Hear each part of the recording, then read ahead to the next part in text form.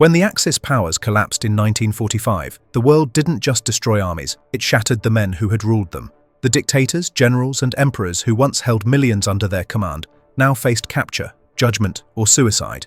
Some died in defiance, others faded into quiet exile. Their empires were gone, their dreams buried in rubble. But what became of the men who built them?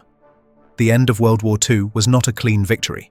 It was a slow, grinding collapse. Across Europe and Asia, the old order disintegrated in real time. The leaders, who had once spoken of destiny and greatness, were now surrounded by betrayal, fear, and defeat. Their downfall was not just military, it was personal. One of the first to face that collapse was Miklós Horthy, the regent of Hungary. He was not a fanatic like Hitler or Mussolini, but a career admiral, a man of the old world who found himself in a new age of extremes. Horthy had ruled Hungary since 1920, steering it through the wreckage of the First World War. When fascism rose in Italy and Nazism in Germany, he saw in them both an opportunity and a threat. Hungary had lost 2/3 of its territory after the Treaty of Trianon, and Horthy wanted it back. Germany offered that chance. He aligned Hungary with Hitler, sending troops to fight the Soviets on the Eastern Front. But as the war turned against the Axis, Horthy began to waver. In secret, he opened communications with the Western Allies, hoping to save his country before the Red Army arrived. Hitler learned of his betrayal. In October 1944, German commandos launched Operation Panzerfaust, seizing Budapest, kidnapping Horthy's son, and forcing the old regent to resign. Horthy was taken to Bavaria, held under SS guard until Germany's surrender. When the Allies found him, he was more a relic than a ruler. Exhausted, cautious, and powerless. The Americans considered him a minor figure and released him without charges. He spent his final years in exile in Portugal, writing memoirs and insisting he had tried to protect Hungary from both Hitler and Stalin. He died quietly in 1957, aged 88, one of the few Axis leaders to escape both the hangman and the prison cell. While Horthy faded into obscurity, another leader was writing his own end deep beneath Berlin. Adolf Hitler, once the master of Europe, now lived like a ghost inside the Führer bunker, a dark warren of concrete buried under the ruins of the Reich Chancellery. By April 1945, the Red Army had surrounded the city. Above ground, Berlin burned. Inside, the Führer refused to face reality. Witnesses described him as trembling, hollow-eyed, consumed by delusion. He still barked out orders to divisions that no longer existed, moved imaginary armies across maps, and blamed his own generals for the disaster he had created. The man who had demanded the absolute loyalty of millions now trusted no one. On April 29th, he married his longtime companion, Eva Braun, in a brief ceremony that lasted only minutes. The next day, he dictated his last political testament, still insisting that Germany had been stabbed in the back and that the Jews were to blame. Then, just after 3 p.m. on April 30th, Hitler and Braun retreated to their private room. Moments later, a sharp crack echoed through the bunker. Hitler had shot himself in the head while Braun took cyanide. Their bodies were carried up the narrow staircase, doused in gasoline, and set ablaze in the Chancellery garden, fulfilling Hitler's last wish to avoid public display. When Soviet troops reached the site, all that remained were burned fragments of bone and ash. Stalin ordered them secretly buried, and for decades their fate was shrouded in mystery. The man who had dreamed of a 1,000-year Reich had ruled for only 12. His empire crumbled within hours of his death. But the world he left behind, of destruction, division, and fear, would last for generations. While Berlin burned, half a world away, Japan's militarist government faced its own collapse. General Hideki Tojo, who had once commanded the empire's war machine, was now a hunted man. He had risen to power in 1941 as prime minister, strict, disciplined, utterly loyal to the emperor. It was Tojo who had ordered the attack on Pearl Harbor, launching Japan into total war against the United States. For a time, his forces conquered vast territories across Asia and the Pacific. But as the tide turned, at Midway, at Guadalcanal, and in the skies over Tokyo, Tojo's authority began to crumble. By 1944, Japan's losses were staggering. His government fell, and he resigned, but his influence remained as Japan descended into hopeless defense. When Emperor Hirohito announced Japan's surrender on August 15, 1945, Tojo knew his fate was sealed. As American soldiers approached his home, he attempted suicide, shooting himself in the chest. The bullet missed his heart. He survived. American doctors treated him, not out of mercy, but so he could stand trial. At the Tokyo War Crimes Tribunal, Tojo remained stoic, accepting full responsibility for Japan's actions. Yet many believed he was shielding the emperor from blame. On December 23, 1948, Tojo was executed by hanging. Before his death, he bowed deeply toward the east, toward the emperor he still served in spirit. His ashes were scattered into the Pacific, ensuring no grave would ever become a shrine. The emperor himself faced a different destiny. Hirohito, Japan's divine sovereign, had ruled as both a political and spiritual figure.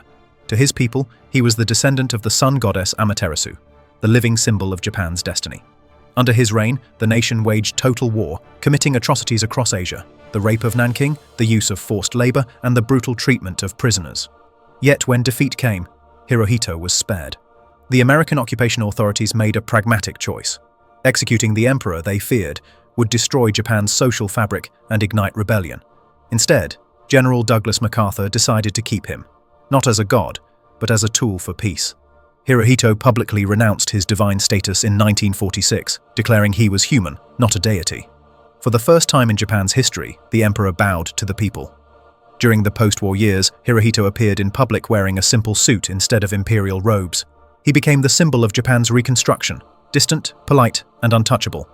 Yet, questions lingered. How much had he known? Did he approve the attack on Pearl Harbor? Did he sanction the atrocities committed in his name? The truth remains buried in the silence of imperial archives. Hirohito lived for another 4 decades, dying peacefully in 1989. To some, he was a survivor who guided Japan toward modern democracy. To others, he was the war's greatest unpunished figure, a man who escaped accountability through divine illusion and political necessity. As Japan rebuilt, another Axis state faced its own judgment. In Romania, Ion Antonescu's fall had already come swiftly. Once celebrated as a national hero for reclaiming lost territories, he had tied Romania's future to Hitler's. When the Red Army approached in 1944, he refused to surrender. His king, Michael I, acted. Antonescu was arrested in a palace coup and handed to the Soviets. His trial in 1946 was brief and decisive. He was convicted of war crimes, crimes against peace, and the massacre of hundreds of thousands of civilians. Before his execution, he reportedly refused a blindfold, choosing to face his fate. The shots rang out on June 1st. For Romania, it marked the end of fascism and the beginning of Soviet domination. Yet it was in Italy where fascism itself began, and where it met its most humiliating end. Benito Mussolini had been the original architect of the fascist dream, the model Hitler once admired. For over 2 decades, he ruled Italy through fear, propaganda, and spectacle. But by 1943, his power was crumbling. The Allies invaded Sicily. The Italian army mutinied. The fascist Grand Council voted to remove him. He was arrested by his own king. Germany rescued him in a daring commando raid, installing him as leader of a puppet regime in northern Italy. But Mussolini was no longer the charismatic Duce. He was tired, paranoid, and defeated. His once grand speeches had turned into rambling monologues to shrinking crowds. As Allied troops and partisans advanced in 1945, Mussolini tried to flee towards Switzerland, disguised in a German coat and helmet. On April 27th, his convoy was stopped near Lake Como. Italian partisans recognized him instantly. The next day, without ceremony or trial, he and his mistress, Clara Petacci, were executed by machine gun. Their bodies were taken to Milan and hung upside down in a public square, the same place where a year earlier fascists had displayed their victims. The crowd spat, cursed, and kicked the corpses. The man who once promised a new Roman Empire ended his life as a spectacle of vengeance and contempt. By the end of 1945, the Axis leadership had been almost completely eradicated. Those who built their power on war had been swept aside by it. A few, like Horthy and Hirohito, survived long enough to rewrite their own stories. Most died violently, by bullet, rope, or betrayal. The rest faded into the margins of history, remembered only for the suffering they caused. The fall of the Axis leaders marked not just the end of a war, but the end of an era, one that believed power could justify anything. Their empires were built on lies and blood, and when those lies finally collapsed, they were left naked before the judgment of history. Some faced justice, some escaped it. All left behind a legacy written in ruin. The world rebuilt itself on their ashes, and in that silence, one truth remained. No empire, no ruler, no ideology born from hate can survive forever. If you found this story compelling, let us know your thoughts below. Subscribe for more deep historical documentaries and turn on the notification bell so you never miss an episode exploring the shadows of our past. Because history may forgive, but it never forgets.